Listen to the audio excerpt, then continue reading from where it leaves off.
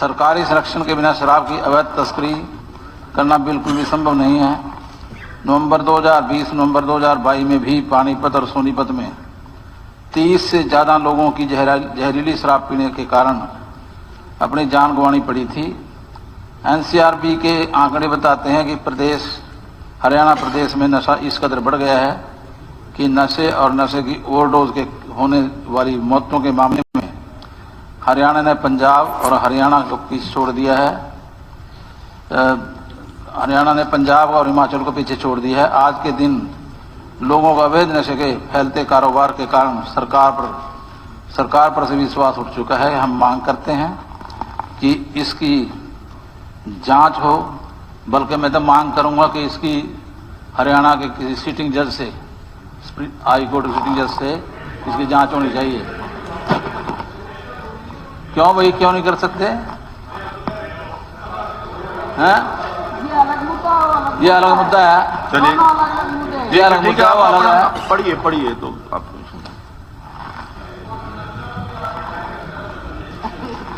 कारोबार इस कारण से जांच होनी चाहिए ताकि जो लोग इसमें संलिप्त हों उनके बारे में पता लग सके और प्रदेश की जनता को जहरीली शराब से मुक्ति मिल सके। धन्यवाद। श्रीमती किरण चौधरी जी नहीं है। माननीय मंत्री जी जवाब देंगे।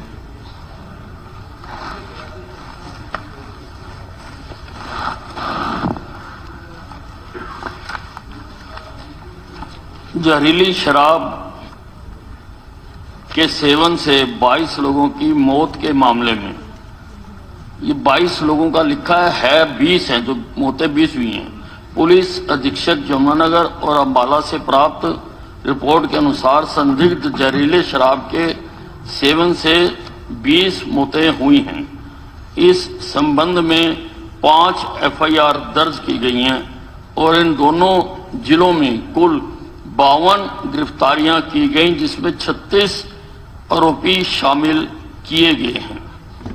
पुलिस अधीक्षक यमुनानगर ने सूचित किया है कि पुलिस को सूचना मिली थी कि गांव मंडेबरी यमुनानगर निवासी एक व्यक्ति को संदिग्ध जहरीली शराब के सेवन के कारण अस्पताल में भर्ती कराया गया है। पुलिस की जांच से पता चला कि नकली शराब उसी गांव मंडेवरी निवासी रॉकी नामक व्यक्ति द्वारा संचालित एक अवैध खुर्दे से बेची जा रही थी, जिस संबंध में पुलिस द्वारा एक आपराधिक अभियान अंकित किया गया तथा गहनता से जांच की गई। जांच में अंबाला जिले के गांव धनोरा में अवैध रूप से चल रही एक फैक्ट्री का पता चला, जहां नकली शराब का निर्माण और वितरण किया जा रहा था। इस मामले में कुल 5 एफआईआर दर्ज की गई हैं, जिनके विवरण इस प्रकार हैं। ये एफआईआरों के नंबर दिए हुए हैं। यमुनानगर और अंबाला पुलिस द्वारा सभी पहलुओं पर गहनता से जांच की गई, जिसके परिणाम स्वरूप ठेकेदार सहित 36 आरोपियों को गिरफ्तार किया गया, जो दुकानों के मूल आवंटनकर्ता थे। जहरीली शराब के सेवन से कुल 20 मौतें यमुनानगर में 18 और अंबाला में 2 हुई हैं, जिसमें गांव धनोरा अंबाला में अवैध रूप से चल रही शराब फैक्ट्री में काम करने वाले 2 श्रमिकों की मौतें भी शामिल हैं, जिन्होंने संदिग्ध जहरीली शराब का सेवन किया था। इसके अलावा बीमार 5 लोगों को इलाज के बाद अस्पताल से छुट्टी दे दी गई। गिरफ्तार किए गए सभी आरोपी न्यायिक हिरासत में हैं। केवल एक आरोपी को छोड़कर, जिसने जहरीली शराब पी थी और इलाज के दौरान उसकी मौत हो गई। इसके अलावा दयालु योजना के तहत अब तक 8 मृतक के परिवारों आश्रितों को 32 लाख रुपए का मुआवजा दिया गया है, जबकि अन्य विचाराधीन हैं। अब तक पुलिस ने आरोपियों के खिलाफ कड़ी कार्रवाई की है इन मामलों में निष्पक्ष तरीके से जांच की जा रही है। आबकारी एवं कराधान विभाग ने वर्ष 2023-24 के आबकारी नियमों के उल्लंघन मामले में मैसर्स महेंद्र सिंह L13 लाइसेंसधारी जिला यमुनानगर के विरुद्ध भी कार्रवाई शुरू की है।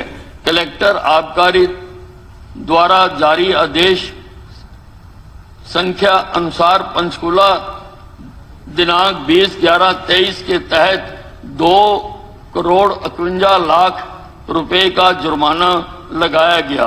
पृष्ठाकन संख्या 3853-10-5 पंचकुला दिनांक 22/11/23 के तहत L13 लाइसेंस रद्द कर दिया गया। इसके अतिरिक्त जिला यमुनानगर में मैसर महेंद्र सिंह के 11 जोन के L2 L14A लाइसेंस पंजाब आबकारी अधिनियम 1914 की धारा 37 के प्रावधानों के अलावा कलेक्टर हरियाणा के आदेश संख्या 3869-10-5 पंचकुला दिनांक 23/11/20 के तहत रद्द कर दिए गए।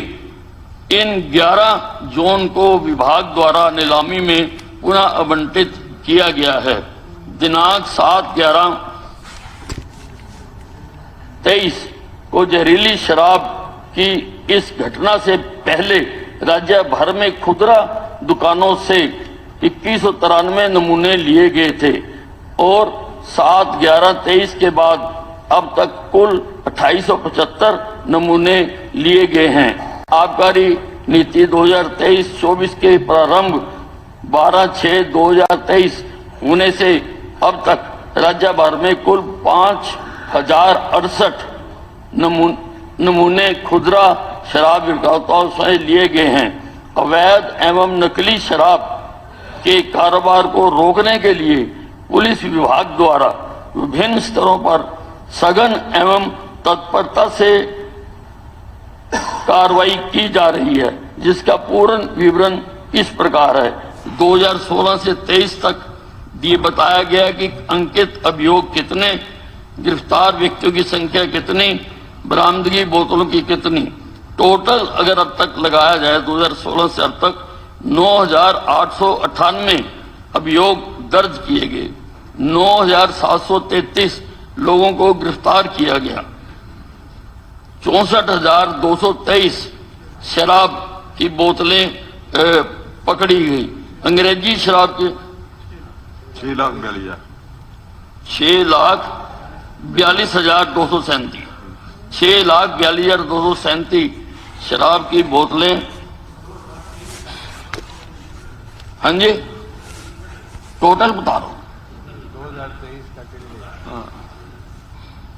अच्छा, टोटल नहीं है जी, ठीक है जी, 2023 कह दी, ठीक है, धन्यवाद आपका। ये दो इस प्रकार से अगर आप कहो तो मैं सारे वर्षों के पढ़ सकता हूं डाटा, क्योंकि आपके पास आ चुका। ये पुलिस ने कार्रवाई की है और जो बोतलें रिकवर की गई हैं वो भी बताया गया और कितने अभियोग दर्ज किए गए और कितने लोगों को अरेस्ट किया गया। दर्ज मामलों की संख्या और गिरफ्तार किए गए व्यक्तियों की संख्या से संबंधित डाटा CCTNS पोर्टल से लिया गया है।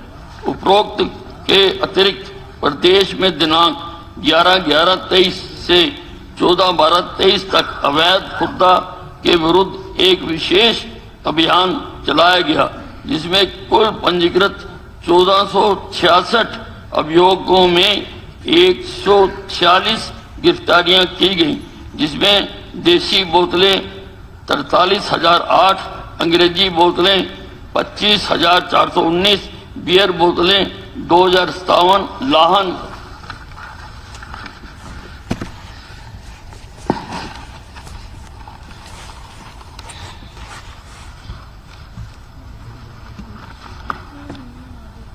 लाहन 7,895 लीटर व कच्ची शराब 939 बरामद की गई।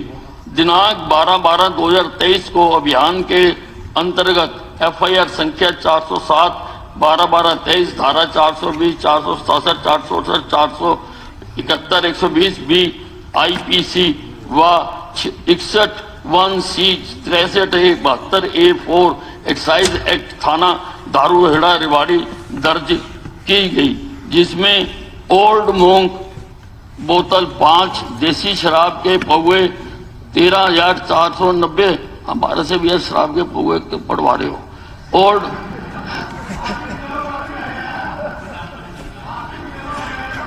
मोंक शराब बोतल, कैंपिंग मशीन बोतल 500, DS 08 कलर बोतल 12 लीटर, एक 65 litre drum, caustic caramel spirit घुलनशील जिसे मापने पर 10 लीटर पाया गया, केमिकल 10 लीटर एक ड्रम में भरा हुआ आदि बरामद किया और मामले की जांच के दौरान 13 ड्रम केमिकल, एक कैंटर, 306 पेटी शराब और 20,000 रुपए भी बरामद किए गए हैं।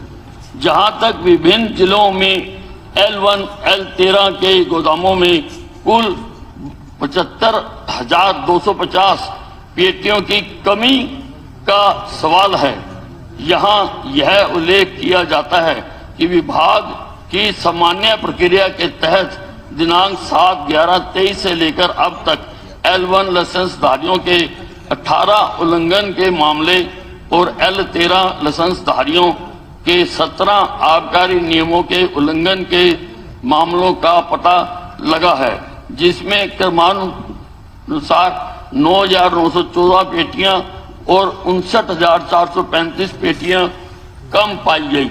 ऐसे मामलों में जहां L1 और L13 लाइसेंसधारी अतिरिक्त आबकारी शुल्क से बचने के लिए आबकारी नीति 2023-24 के प्रावधानों का उल्लंघन करते पाए जाते हैं। विभाग द्वारा नियमित तौर पर आबकारी नीति के खंड 4(7) जो L13 लाइसेंसधारियों से संबंधित है वह खंड 5(6) लाइसेंसधारियों से संबंधित है, अनुसार सख्ती से जुर्माना लगाया जाता है। हाँ जी, मैं तो बता रहा हूँ ना जैसा टाइम अभी पूरा पड़ा नहीं ना, आएगा।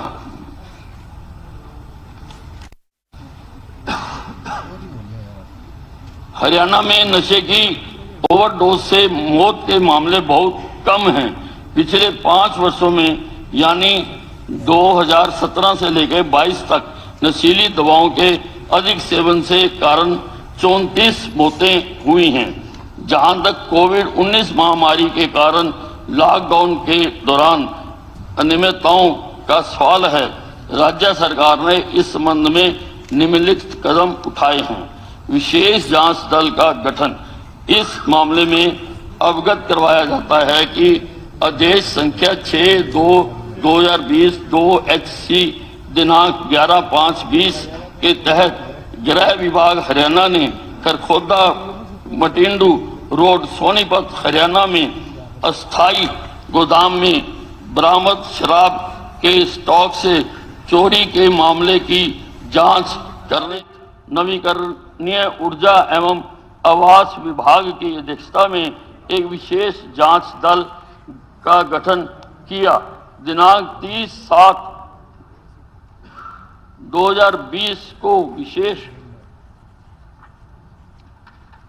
जांच दल ने अपनी रिपोर्ट सरकार को सौंपी, जिस रिपोर्ट में उल्लिखित चूकों के लिए व्यक्तिगत अधिकारियों कर्मचारियों के खिलाफ उचित कार्रवाई करने की सिफारिशें और आबकारी विभाग के कामकाज में व्यवस्थित सुधार के लिए सुझाव अनुशंसित उपाय भी शामिल हैं।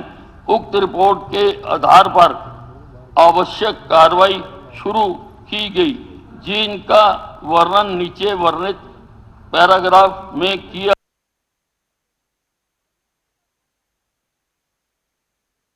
की गई, जिनका वर्णन नीचे वर्णित पैराग्राफ में किया गया है। इसके अतिरिक्त सरकार द्वारा यह भी निर्णय लिया गया है कि पूरे मामले की जांच राज्य सतर्कता ब्यूरो द्वारा कराई जाए। अतिरिक्त पुलिस महानिदेशक की अध्यक्षता में बड़े पेज हैं।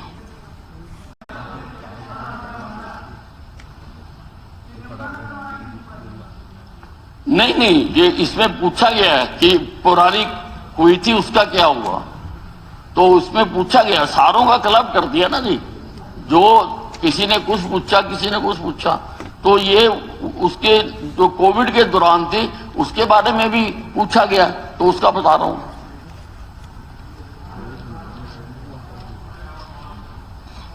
अतिरिक्त पुलिस महानिदेशक की अध्यक्षता में कमेटी का गठन विशेष जांच दल की रिपोर्ट के अनुवर्ती के रूप में श्रीमती कला रामचंद्र भारतीय पुलिस सेवा अतिरिक्त पुलिस की अध्यक्षता में एक कमेटी तथा श्री यादव आईपीएस अतिरिक्त पुलिस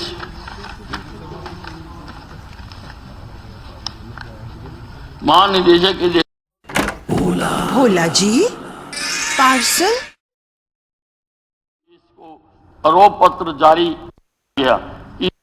इसी मामले में धीरेन्द्र सिंह आबकारी निरीक्षक के विरुद्ध जिला सोनीपत में एफआईआर भी दर्ज की गई। इसके अतिरिक्त विभाग ने 7 AETO के विरुद्ध भी हरियाणा सिविल सेवा दंड और अपील नियम 2016 के नियम 7 के तहत आरोप पत्र जारी किए गए। अगर आप कोर्ट में पढ़ो सारा, नहीं तो आपके पास आ तो गया ही है, पढ़ा हुआ मान लिया जाए। ठीक है, धन्यवाद।